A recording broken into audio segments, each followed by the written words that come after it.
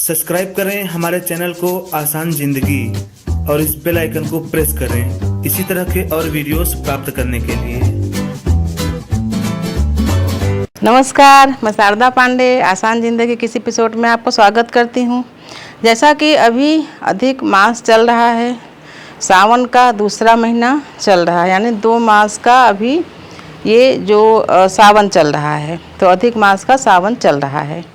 तो बहुत ढेर सारे प्रश्न आए हैं, क्या इस बार अधिक मास लगने पर कोई नया व्रत शुरू किया जा सकता है या नहीं। तो मैं बोलती हूँ बिल्कुल नया व्रत आप शुरू कर सकते हैं। सिर्फ अधिक मास में कोई नया व्रत शुरू नहीं करना चाहिए। यानी एक मास में ही जो व्रत आते हैं, जैसे एकादशी हुआ, प्रदोष हुआ, पूर्णिमा हुआ और हफ्तावारी व्रत हुए, शिव चतुर्दशी हुआ, गणेश चतुर्थी हुआ और तमाम जैसे हम बताते हैं बच्चों के लिए कि जो शुक्ल पक्ष की पंचमी होती है उसको शुरू कर लो। तो ये सभी व्रत जो है अधिक मास के दौरान नहीं करना चाहिए। जैसा कि अधिक मास 16 अगस्त को समाप्त हो जाएगा।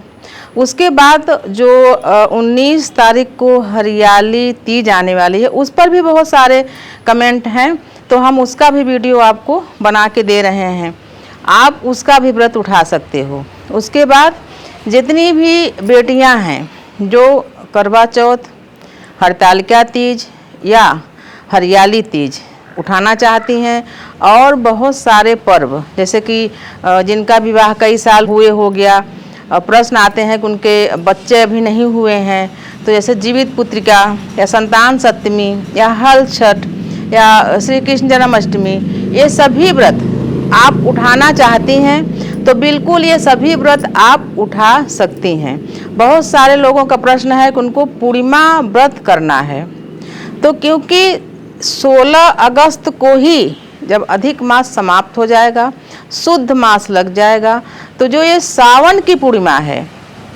यानी कि जो ये पूर्णिमा सावन की है 30 और 31 तारीख, व्रत पूर्णिमा है 30 को और स्नान दान पूर्णिमा है 31 को, तो व्रत पूर्णिमा आप 30 तारीख को उठा सकते हैं, बिल्कुल उठा सकते हैं। तो बहुत सारे लोगों का प्रश्न है कि उनको पुत्रदा एकादशी उठाना है, यानी पुत्र की प्राप्ति के लिए। तो हम आपसे कहते हैं कि आप पुत्रदा एकादशी तो करो ही, साल के अगर सभी एकादशी कर लो तो वो ज़्यादा अच्छा है, भले ही 1 साल करो, बिल्कुल आप कर लो। प्रदोष व्रत जो करना चाहती हैं प्रदोष व्रत कर लें।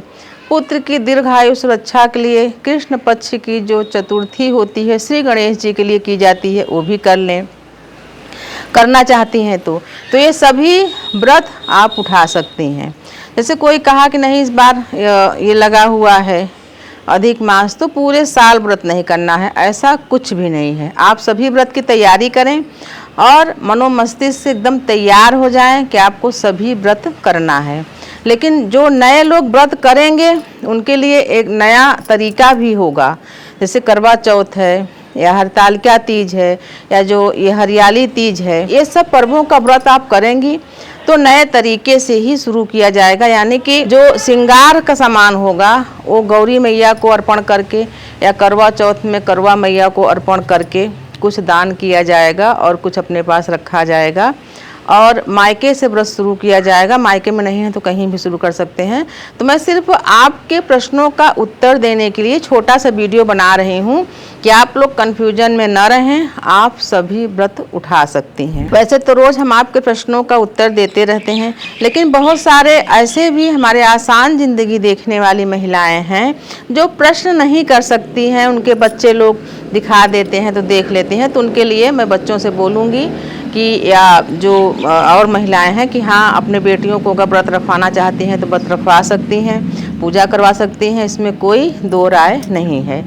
तो अधिक मास में जो भी आप व्रत करना चाहती हैं सभी व्रतों को कर सकती हैं। अधिक मास लगा है उसके बाद व्रतों का उद्यापन तो मैं बताई हूँ कि आप अधिक मास में भी अगर कोई जैसे 16 सोमवार हुआ या कोई भी व्रत पूरा होता है तो उद्यापन के लिए कोई मनाही नहीं है, उद्यापन कर सकते हैं बिल्कुल भी। सभी को जिन बेटियों का विवाह हुआ है इस साल, आप हरियाली तीज, हरतालिका तीज, करवा चौथ और जो माताएं अपने बच्चों के लिए ललही छठ या जो छठ पर्व होता है बिहार का वो, या जीवित पुत्रिका या संतान सप्तमी या जो भी आप व्रत करना चाहते हैं, सभी लोग पूर्णिमा व्रत, प्रदोष व्रत, एकादशी व्रत, सभी व्रतों को आप उठा सकती हैं, कर सकती हैं, व्रतों का उद्यापन कर सकती हैं।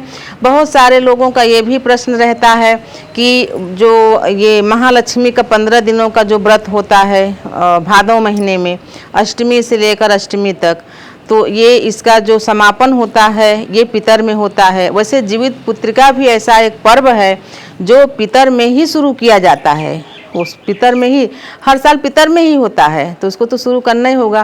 तो ये पर्व जब के शुरू होते हैं उसी समय किया जाएगा, इसका कोई और अलग से तोड़ नहीं है।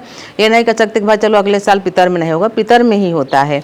तो मैं आपको सिर्फ छोटी सी जानकारी दी हूँ अधिक मास के बारे में कि अधिक मास 16 अगस्त को समाप्त हो जाएगा। आप जो भी व्रत करना चाहते हैं हफ्तावार, जैसे गुरुवार का या वैभव लक्ष्मी का या संतोषी माता का या जो भी सूर्य भगवान का, मंगल जी का, शनि जी का हफ्तावारी, बस सभी कुछ कर सकते हैं। और आपका जो प्रश्न होगा, आप प्रश्नों का उत्तर मैं देती रहती हूँ। तो आप सभी लोग चैनल को सब्सक्राइब कर लें, क्योंकि आप लोगों के पास वीडियो पहुँच नहीं रहा है, तो आप लोग वीडियो नहीं पा रहे हैं। चैनल को सब्सक्राइब कर लें, लाइक या डिसलाइक भी करें तो हमको लगे कि हाँ आप हमारे साथ बने हैं, ऐसा लगता है कि आप सुसुप्त हो गए हैं। सभी बेटियां तैयार हो जाएं, व्रत करने के लिए तैयारी कर लें, अपना साड़ी, लहंगा, चुन्नी जो भी पहनती हैं आप तैयारी कर लें, हरतालिका का भी, करवा चौथ का भी और हरियाली तीज का भी। और हमारी तरफ से सभी बेटियों को ये सभी पर्व मंगलमय हो, सुखमय हो। आप सभी हमारे साथ बने रहें, आसान ज़िंदगी के साथ बने रहें, देखते रहें आसान ज़िंदगी। तब तक के लिए नमस्कार।